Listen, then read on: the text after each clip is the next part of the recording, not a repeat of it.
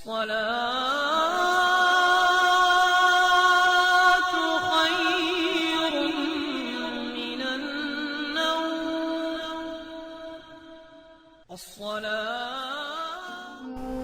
باللہ من الشیطان الرجیم، بسم اللہ الرحمن الرحیم۔ شروع کرتا ہوں اللہ تعالیٰ کے ببرکت نام سے جو آج کا اور کل کا تنہا مالک ہے۔ السلام علیکم ورحمۃ اللہ وبرکاتہ۔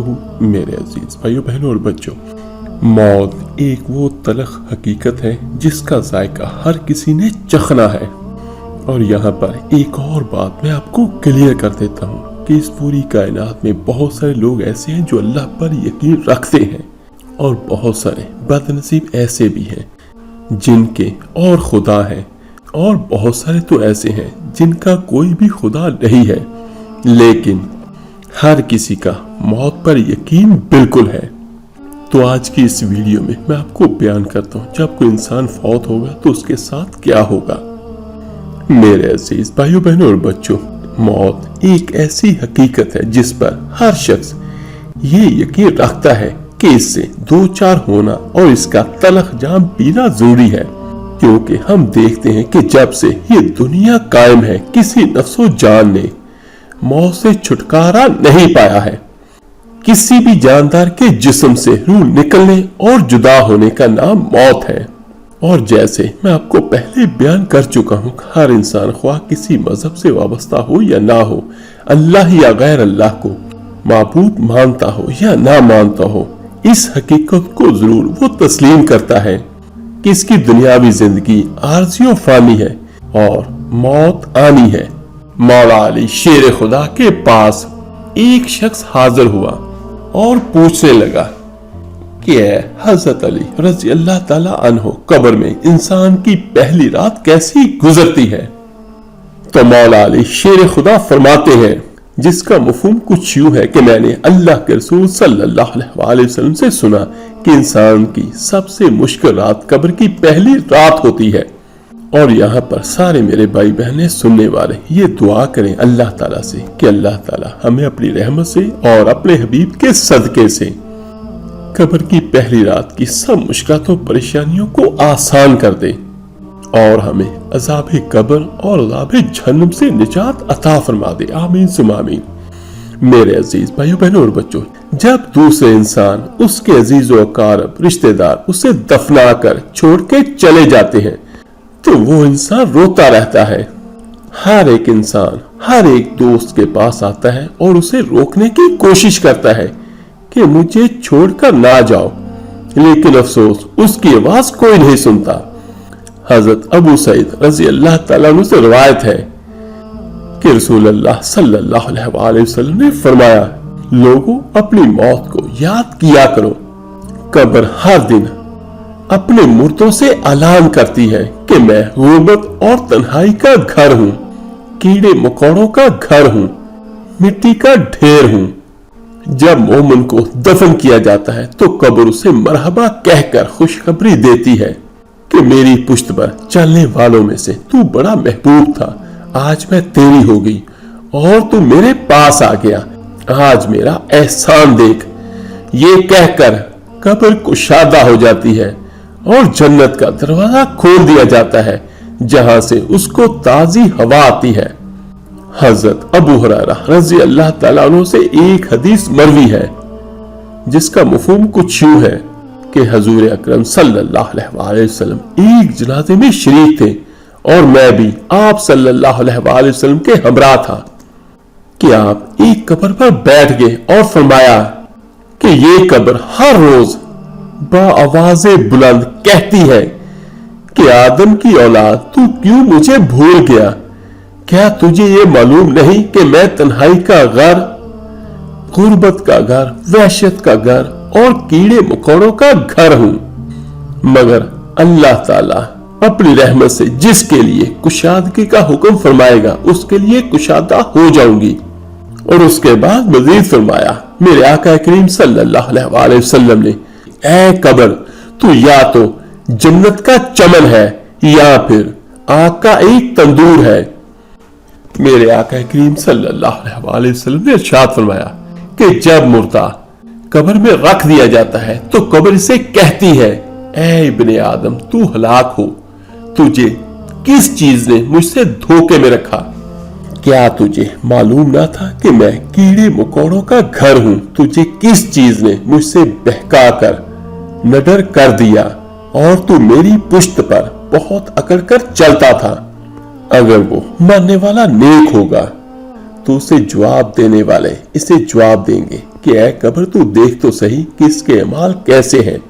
ये अच्छाई इख्तियार करता था और बुराई से दूर रहता था। ये सुनकर कब्र कहती है, बेशक ये नेक था, अब मैं इसके लिए सरसब्ज़ हो जाती हूँ।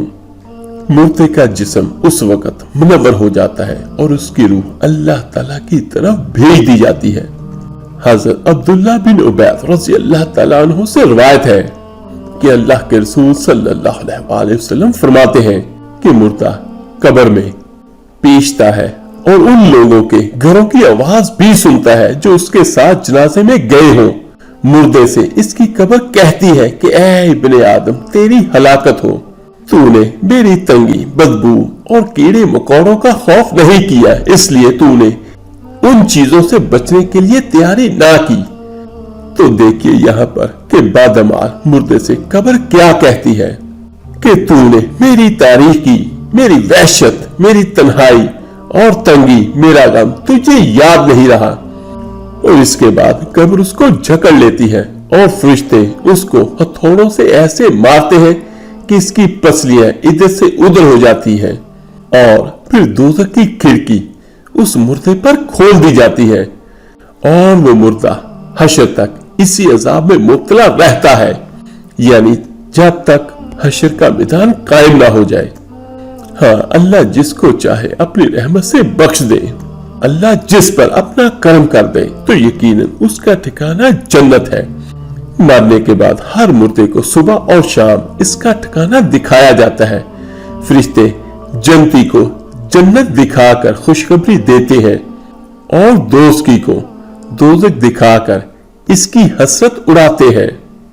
हज़रत कतादा रहमतुल्लाह अलैह फरमाते हैं कि इज़ाबे कब्र के 3 हिस्से हैं। 1/3 अज़ाब पेशाब ना बचने के सबब और 1/3 गीबत के सबब और 1/3 चुगलखोरी के सबब होता है। हज़रत इब्ने उमर रज़ी अल्लाह ताला अन्हु से रिवायत है जिसका मफ़हूम कुछ यूं है कि रसूल अल्लाह सल्लल्लाहु अलैहि वसल्लम ने इरशाद फरमाया, जिसका मफ़हूम कुछ यूं है, जब इंसान का इंतकाल हो जाता है तो इस पर सुबह शाम उसका ठिकाना पेश किया जाता है। अगर वो अहले जन्नत में से है तो जन्नत वालों का मुकाम और अगर अहले जहन्नम में से है तो जहन्नम वालों का मुकाम तो उसको दिखाया जाता है और फिर कहा जाता है कि ये तेरा ठिकाना है, यहाँ तक कि अल्लाह तुझको क़यामत के दिन उठाएगा। और इसी तरह अम्मा आयशा रज़ी अल्लाह ताला अन्हा से रिवायत है कि एक यहूदी औरत उनके पास आई और उसने अज़ाबे कब्र का जिक्र करते हुए हजरत आयशा रज़ी अल्लाह ताला अन्हा को दुआ दी, अल्लाह ताला आपको अज़ाबे कब्र से बचाए। तो अम्मा आयशा रज़ी अल्लाह ताला अन्हा ने रसूल अल्लाह सल्लल्लाहु अलैहि वसल्लम से इसके मुतल्लिक सवाल किया कि क्या वाकई अज़ाबे कब्र होता है? तो रसूल अल्लाह सल्लल्लाहु अलैहि वसल्लम ने फरमाया, जी हाँ, अज़ाबे कब्र बरहक है। हज़रत आयशा रज़ी अल्लाह ताला अन्हा फरमाती है कि इसके बाद मैंने रसूल अल्लाह सल्लल्लाहु अलैहि वसल्लम को हमेशा देखा कि हर नमाज में आप अज़ाबे कब्र से पनाह मांगते थे। सैयदना अबू सईद खदरी, सैयदना ज़ैद बिन साबित रज़ी अल्लाह ताला अन्हु से रिवायत है, उन्होंने फरमाया, हम कबीला बनु नजार के एक बाग में नबी अकरम सल्लल्लाहु अलैहि वसल्लम के साथ थे और आप सल्लल्लाहु अलैहि वसल्लम खच्चर पर सवार थे। अचानक वो खच्चर इस तरह बदका कि नबी अकरम सल्लल्लाहु अलैहि वसल्लम को गिरा देता। वहां देखा तो वहां पर चंद कब्रें मौजूद थी। तो इरशाद फरमाया, इन कब्रों को कौन जानता है? एक शख्स ने कहा कि मैं जानता हूँ। पूछा, ये कब फौत हुए? तो बताया गया कि ये शिर्क पर मरे हैं। तो इरशाद फरमाया, ये उम्मत अपनी कब्रों में आजमाई जाती है। अगर मुझे इस बात का अंदेशा ना हो कि तुम मुर्दे दफन करना छोड़ दोगे तो मैं अल्लाह ताला से दुआ करता ताकि वो तुम्हें अज़ाब कब्र सुनवा दे जो मैं सुनता हूँ। सैयदना ज़ैद रज़ी अल्लाह ताला अन्हु ने कहा, फिर नबी अकरम सल्लल्लाहु अलैहि वसल्लम हमारी तरफ मुतवज्जा हुए और फरमाया, तुम आग के अजाब से अल्लाह की पनाह मांगो। तो सहाबा इकराम रज़ी अल्लाह ताला अन्हु अजमाइन ने कहा, हम जहन्नम के अजाब से अल्लाह की पनाह मांगते हैं। तो मेरे अजीज भाइयों बहनों और बच्चों, सबसे बेहतरीन सूरह हशर की आखिरी आयत है। ये कुरान पाक के 28वें पारे की जीनत है। उसको 3 बार औज़ु बिल्लाहि मिनश शैतानिर रजीम से पढ़ के सूरह हशर की आखिरी आयत पढ़ें। ये हमें हदीस मुबारक में मिलती हैं।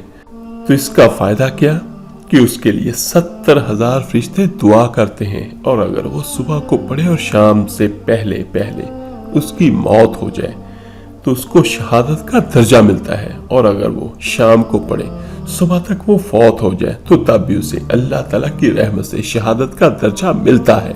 तो इसका मतलब क्या कि उसकी जान छूट गई अज़ाब कब्र से और अज़ाब जहन्नम से, अल्लाह ताला अपनी रहमत से उसे जन्नत अता फरमाएंगे। और मेरे अजीज भाइयों बहनों और बच्चों, बहुत सारे ऐसे अमाल हैं जिनकी वजह से हम जहन्नम से बच सकते हैं।